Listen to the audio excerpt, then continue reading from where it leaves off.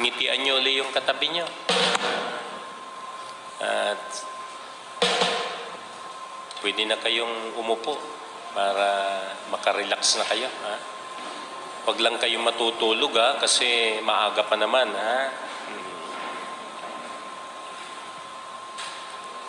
Sa mga nanonood, sa mga nakikinig, harinawa,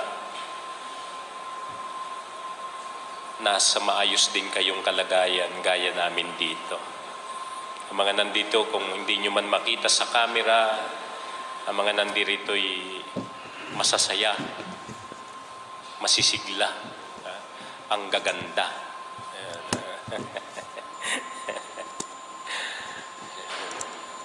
Sa totoo lang, kanina kinakabahan ako. Kasi nagsisimula na ang worship